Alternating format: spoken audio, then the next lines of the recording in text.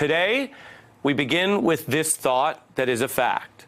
A United States president arrives at a major foreign policy summit with the world credibly wondering whether that president is actually there representing the United States, which is what he's supposed to be doing, or is he there representing himself as a private businessman who simply uses his role in American politics and global geopolitics to that effect? Is he a compromised former candidate who owes Russia? That question hung over the scene you just saw there because of what I was just discussing with Rachel. Donald Trump's former lawyer, Michael Cohen, admitted things in court this week that actually go beyond crimes, which of course matter because there was a crime, but go towards something else, which is U.S. national security. Cohen telling the world he lied about the president's business interests in Russia as they were being pursued during the campaign, and that the Russian government was in on the truth that they were lying to us about. Just think about that. Just that part before we get to the rest. That's what we learned this week. Cohen and Trump had a lie designed to deceive American voters and American press and American government, but the Russian government knew it was a lie. They were in on it the whole time. They knew Donald Trump was trying to build this Trump Tower in Moscow, worth potentially millions, while Donald Trump was running for president. And some people at the Kremlin reportedly knew the Trump organization wanted to give Putin a $50 million penthouse gift at that tower if it were built. The former acting director of the CIA, John McLaughlin, tweeting overnight that Putin had, yes, the seeds of blackmail. So as this G20 summit gets underway today, no one who's involved in any of this, who follows the news or foreign policy, could miss this extraordinary moment. Vladimir Putin and the Crown Prince of Saudi Arabia, another leader who Donald Trump has at times inexplicably defended, having something between a bro hug and a high five there on the world stage. The Crown Prince also leads a country where Trump has other significant business interests. We don't know the extent of those either. We don't have the tax returns. Now, what were these two celebrating? Well, Democrat Senator Bob Menendez, a foreign policy leader himself, tweeted, quote, "That feeling when you own the president and can do whatever you want," end quote. Now, that is just one critic's view, but remember Donald Trump's first national security advisor, Mike Flynn? President Trump was, of course, forced to fire him because Flynn lied about his contacts with the Russian ambassador, and the Justice Department found out. The Russians also knew about what General Flynn had done, and the Russians also knew that General Flynn had misled the vice president and others. Not only did we believe that the Russians knew this, but that they likely had proof of this information. And that created a compromise situation, a situation where the national security advisor essentially could be blackmailed by the Russians. And according to this man who used to run the CIA, the Russians had the seeds of blackmail on the president. Now, Donald Trump began the day with a tweet defending the entire operation that he knows, we know, he lied about, the pursuit of Trump Tower Moscow. Here's how he puts it now, quote, "Very legal and very cool," adding, "lightly looked at doing a building somewhere in Russia, put up zero money, zero guarantees, and didn't do the project, witch hunt." Now, let's be clear about why I'm even showing you that. It is because facts matter, and the president is no longer clinging to the lie that he was busted for. He could, I guess, but he knows even in an environment where he's leaning on his own people to think of everything as a witch hunt, that is too much.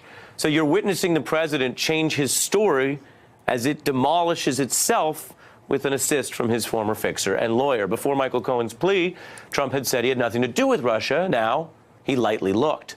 The president also ignoring the question of how he's compromised. But it's difficult to ignore that question as Trump and Putin find themselves there at the G20 summit as we witness foreign policy in the making. The president seemed to intentionally keep some distance from Putin and claim the decision to cancel that scheduled meeting, which he had tweeted out just a few hours after Cohen's guilty plea, had nothing to do with any of this. In fact, he invoked Russia's attack on Ukrainian ships that had happened, counted up, 4 days earlier.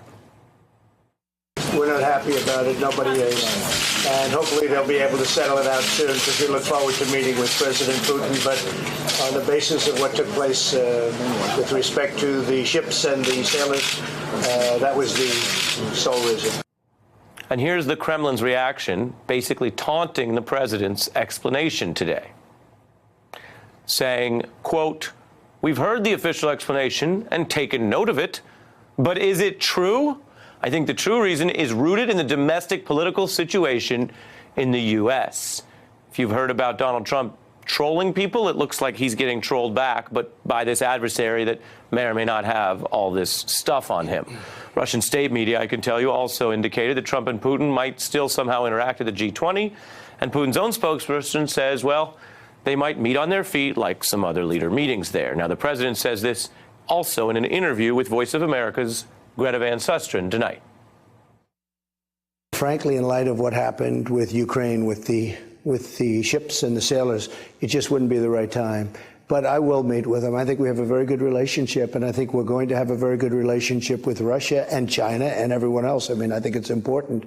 So I'll meet with him at the appropriate time. That is the new spin replacing the old spin. I'm joined by John McLaughlin, who was acting director of the CIA and who I just quoted, and MSNBC national security analyst for us as well. I'm now joined as well by Malcolm Nance, NBC counterterrorism and intel analyst, and Ruth Marcus, deputy editorial page editor and a columnist at the Washington Post and a contributor for us as well. Good evening to each of you. John, this looks like a national security problem, even if it is not itself illegal, the business dealings, which is yet to be investigated. That's right. I think by lying to the American public, as he did, and by the fact that the Russians knew he was lying, had this never come to light, this would be a classic case of what the Russians call Kompromat. Sometimes people compare that to what we call opposition research here, but in fact, opposition research in the United States is carried out to weaken an opponent. Russians do this sort of thing to gain leverage, and that's what they would have gained. Had this never come to light, at some point in the future, they would have been able to pull him aside and say, you know, remember when you were talking in your election about the dealings with us? You know that wasn't true.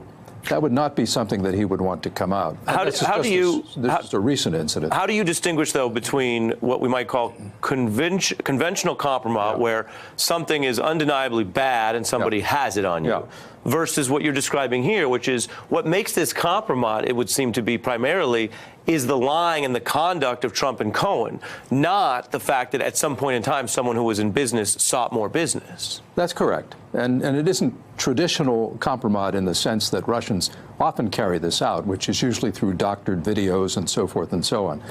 Usually compromat comes about when you end up taking something you shouldn't take.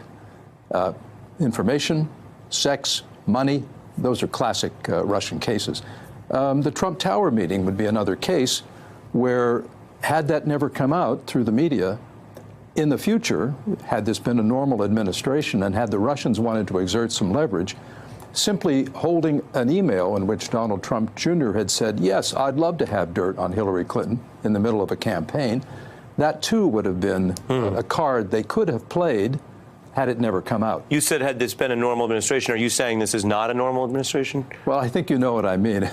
Just follow the last week or two. It's not a normal administration in the sense that there's so much corruption. There's the Mueller investigation. You don't have to answer that seriously. I don't think it's a super bonkers administration. I think we all know that, but you're very careful. I like super bonkers. Super bonkers. Ruth, we need to do a re-education of all the times that Donald Trump was overtly lying about this during the campaign, because reasonable people who may have disliked him at the time still wouldn't assume maybe that everything he was saying about Russia was a lie then.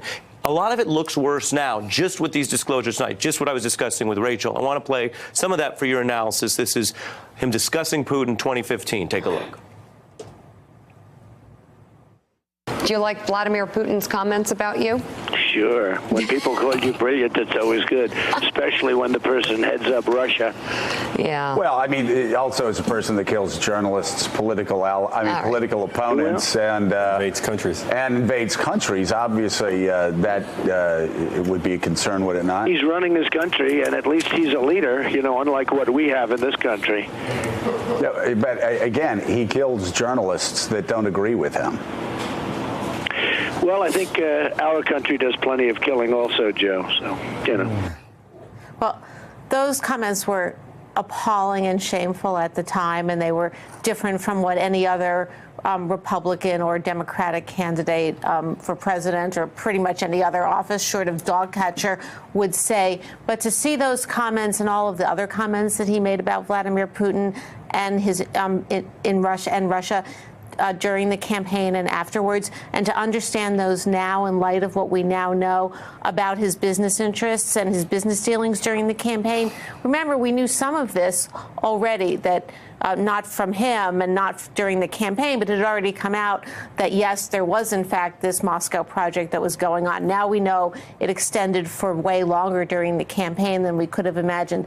So to look at all of this now, all of his comments now in light of what we now know is just extraordinary, and it sheds some light on, to help at least explain why he has been so loving towards Vladimir Putin and so submissive towards Russia both throughout his candidacy and in his presidency.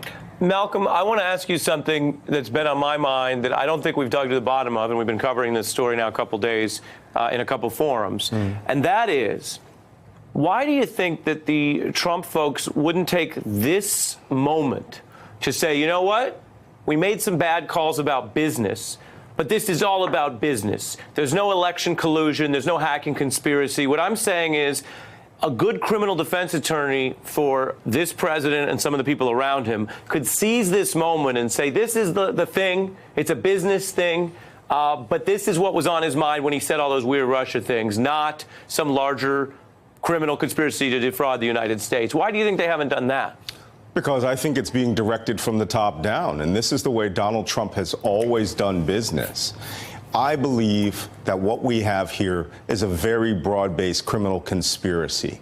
But it's a conspiracy to them that they don't believe, since they now run all the wheels of government, they don't believe that any of this is of a matter if it has to deal with Donald Trump making money and Donald Trump advancing the Trump family organization. That being said, it's very clear, and John McLaughlin made this very well in his tweet. What we have here is not just the edge of blackmail. We're 2.5 years into blackmail here. Because as we see it, the person who has Kompromat on him, who now has leverage from a former KGB case officer, okay, a person whose job it was to exploit this, is the President of the United States, which means we don't know whether the nuclear posture of the United States has been compromised. We clearly see the foreign policy of the United States has been compromised on multiple levels by multiple players. You know, the way that foreign spies get their victims is through an acronym that's used in the intelligence community called MICE, M-I-C-E. They get you through money, ideology, coercion or co-option, or they play to your ego. And Donald Trump is a walking example of how any intelligence officer could turn someone against their own nation. And as John Brennan said, most of the time they don't even know that they're committing treason. John, here was how Putin handled the public discussion of that potential compromise. Sir, does the Russian government have any compromising material on President Trump or his family?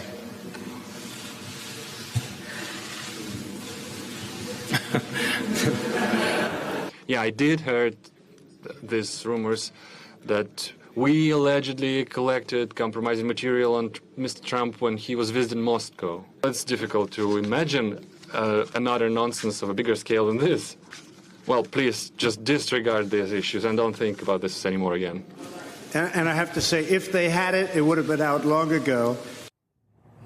I'm curious of all of your analysis of that, especially given what we know now, and including Donald Trump's decision to jump in on a question that was not posed to him there. Putin didn't say no. That's the main thing. He talked all around it, and he said, don't talk about this anymore. And Trump jumped in to kind of underline the point in an odd sort of way. So it leaves you not knowing, but it leaves you, as the whole Helsinki summit aftermath left you, scratching your head about what really went on in that room. The fact that I actually can't think of another presidential summit at that level on which we know so little. They're entitled to confidential discussions, and there's classified information that they don't have to put on the table. But so very little has been said about what actually transpired in that room that it stands out, I think, in the history of presidential summits. Right, and it becomes another piece of the archive of the history that has to be reassessed given the incriminating information that's come out just this week alone. John and Ruth and Malcolm, thanks to each of you on quite a busy Friday night. Thanks for checking out our YouTube channel. Subscribe by clicking on the button below for more from The Last Word and the rest of MSNBC.